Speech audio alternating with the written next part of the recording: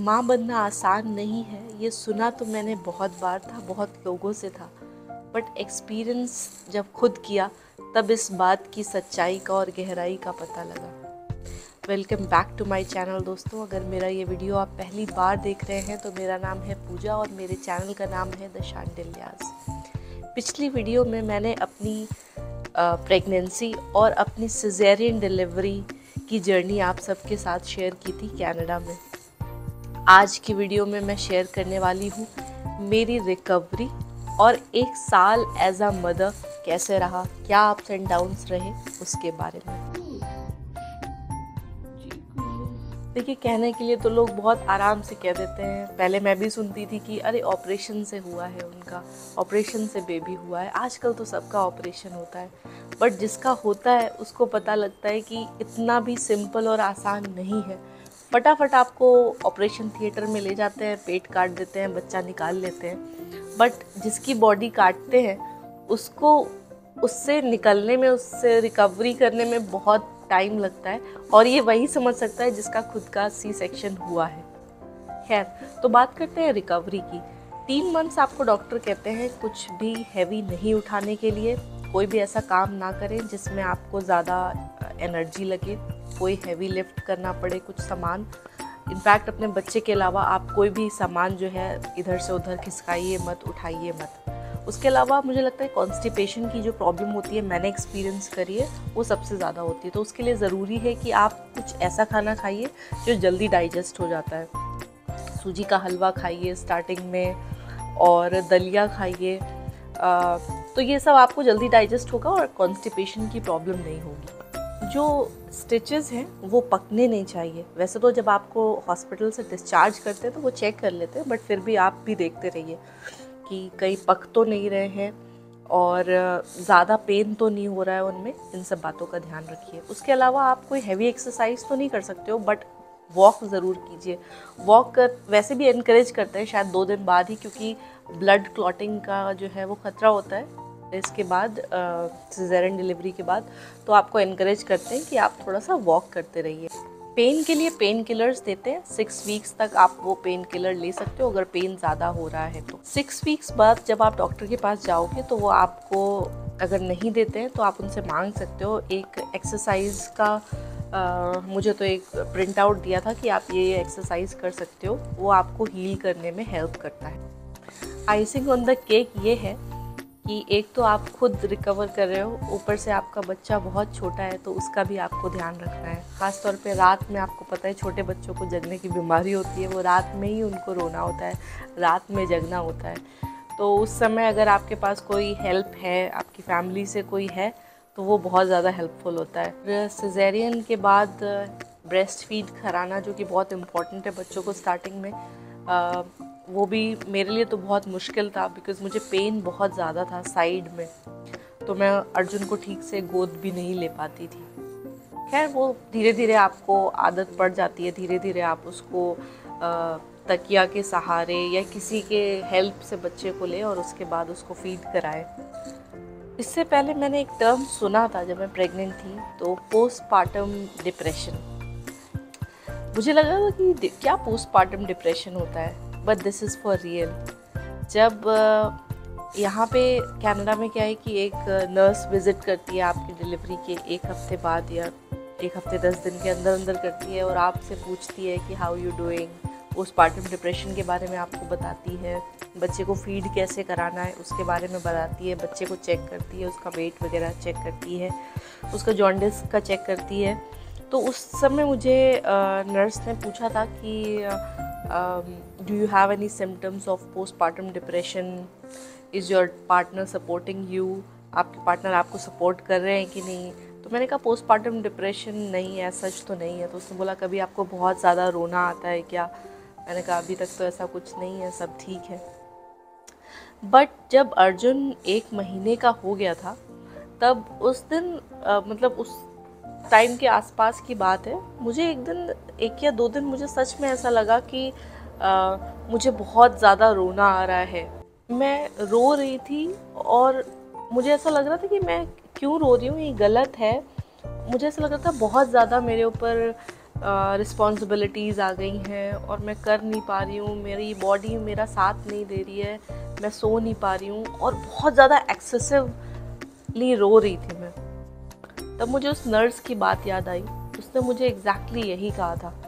तब मुझे लगा कि हो सकता है कि शायद ये पोस्टपार्टम डिप्रेशन ही है। तो अगर आप में से कोई भी ऐसा है जो ये वीडियो देख रहा है और इस फेज से गुजर रहा है, तो इट्स कम्प्लीटली नॉर्मल। आपको अगर आप रोना आए तो आप रो लीजिए अपने पार्टनर से, या आपके अगर फैमिली में कोई आपके पास है उससे इसको डिस्कस कीजिए, बट हेल्प लीजिए। ज़रूरी है नहीं है कि आप सब कुछ अपने आप करें। अगर आपके पास हेल्प है तो हेल्प लीजिए, और and it's okay to cry. Postpartum depression is real. उसका कारण ये भी हो सकता है, मुझे लगता है कि आपकी लाइफ कम्प्लीटली चेंज हो जाती है। प्रेगनेंसी तक तो ठीक है, जो है आपकी बॉडी में है आप एटलीस्ट, लेकिन ये नहीं है कि सब कुछ पूरी तरीके से चेंज हो गया। बट बेबी आने के बाद आपकी लाइफ चेंज हो जाती है। आपका स्केड्यूल आपके हाथ में नहीं है। जब बच्चा उठेगा तो आपको भी उठना पड़ेगा। आधी रात में, सुबह, दोपहर, शाम, जब वो रोएगा आपको मन नहीं है, बट आपको उठ के उसको देखना पड़ेगा। और ऊपर से आपकी बॉडी खुद भी हील कर रही होती है, तो आपको ऐसा लगता है कि अचानक से बहुत कुछ आ गया है और आप मैनेज नहीं कर पा रहे हो। तो मुझे लगता है इस वजह से कुछ तो ट्रिगर होता है ब्रेन में, और उसको शायद पोस्टपार्टम डिप्रेशन कहते हैं। बट इसके साथ साथ देखिए, ये सबकी लाइफ में होता है, तो हमें चाहिए कि जो छोटे छोटे मोमेंट्स हैं उनको आप एंजॉय भी करें। जैसे बेबी का फर्स्ट मंथ बर्थडे हमने सेलिब्रेट किया, कुछ चीज़ें ऑर्डर करी, केक काटा और डेकोरेट किया। तो इससे क्या है, थोड़ा बहुत चेंज भी आता है। सेकेंड मंथ बर्थडे, मतलब अगर आप कर सकते हो तो ऐसे छोटे मोटे सेलिब्रेशंस करते रहो, ताकि आपका दिमाग भी चेंज हो और ऐसा नहीं लगे कि सब कुछ बुरा ही हो रहा है, ऐसा भी लगे कि सब कुछ अच्छा भी हो रहा है। ख़ास तौर पे जब आप स्टार्टिंग में जब बेबी को ग्रो करते हुए देखते हो, 3 महीने में वो बच्चा जो है वो पलटने लगता है, स्माइल करना सीखता है, तो वो सब जो ये माइलस्टोन्स है छोटे छोटे, ये आपको खुशी भी देते हैं। माँ,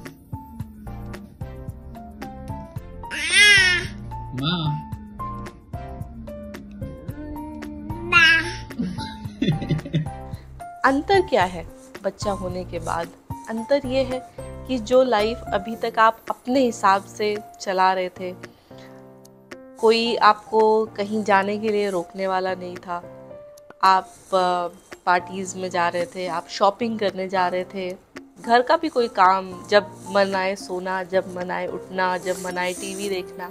अब वो सब कुछ आपके हिसाब से नहीं, उस बच्चे के हिसाब से हो रहा होता है। क्योंकि आप जब चाहो तब घूमने नहीं जा सकते हो, क्योंकि आपको देखना है कि आपके बच्चे को कौन देखेगा। आप जब मन चाहे तब शॉपिंग करने नहीं जा सकते हो, बिकॉज बेबी को कौन देखेगा।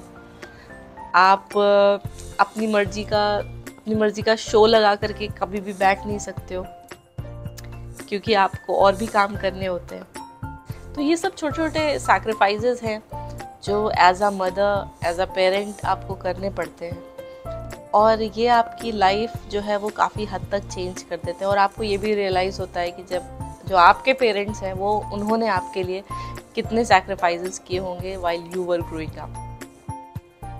अच्छा, एक चीज़ और जो मेरे लिए थोड़ी और डिफ़िकल्ट हो गई, क्योंकि इंडिया में मेरा यहाँ कोई सपोर्ट सिस्टम नहीं है। यहाँ पे मेरा क्या, जितने भी लोग बाहर रहते हैं, मतलब मैं स्पेशल नहीं हूँ, कोई भी जो बाहर रहता है उनको पता है कि यहाँ आपके पास कोई सपोर्ट सिस्टम नहीं है। दिन में भी आप ही को देखना है, रात में भी आपको ही देखना है, शाम सुबह हर वक्त आपको ही देखना है। आप 2 लोग हैं, आपस में कैसे मैनेज करते हो वो आप पे डिपेंड करता है। मैं तो मैटरनिटी लीव पे थी, स्वराज का ऑफिस भी होता था, तो मैं उनको, मतलब मैं नहीं चाहती थी कि वो रात में उठें, क्योंकि उनको अगले दिन ऑफिस भी करना होता था। बट इस चक्कर में क्या होता था, मैं रात में नहीं सो पाती थी और दिन में भी नहीं सो पाती थी, बिकॉज दिन में स्वराज को काम करना होता था। ये बहुत बड़ा चैलेंज है अगर आप कहीं भी बाहर किसी कंट्री में रह रहे होते हो।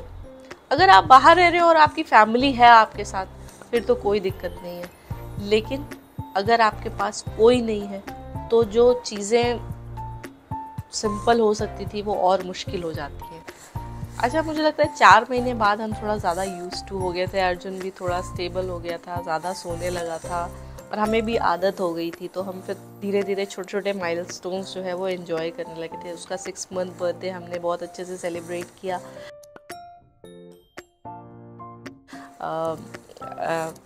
केक ऑर्डर किया और डेकोरेशन की और बहुत अच्छे से सेलिब्रेट किया। फिर उसके बाद शायद अर्जुन 8 महीने का था, तब हम इंडिया गए।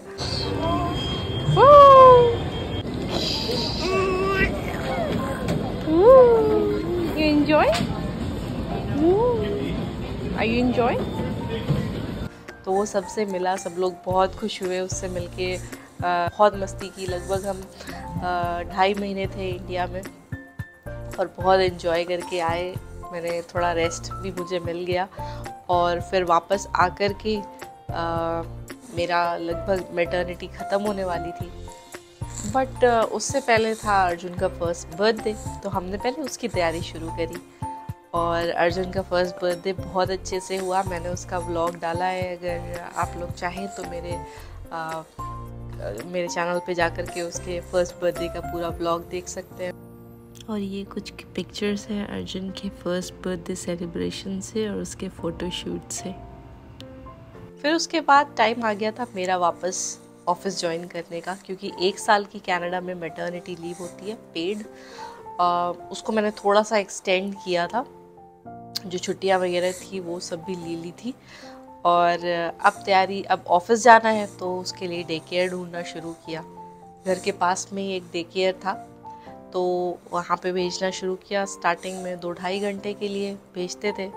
सच बताऊँ तो बहुत डर भी लग रहा था, क्योंकि बच्चा इतना छोटा है कि वो अभी बोल तो नहीं सकता है कुछ, तो ये लगता था। और क्या है कि फुल टाइम कैमरा एक्सेस नहीं है, वो पिक्चर्स वगैरह डालते हैं बट फुल टाइम आप देख नहीं सकते हो कि बच्चा क्या कर रहा है।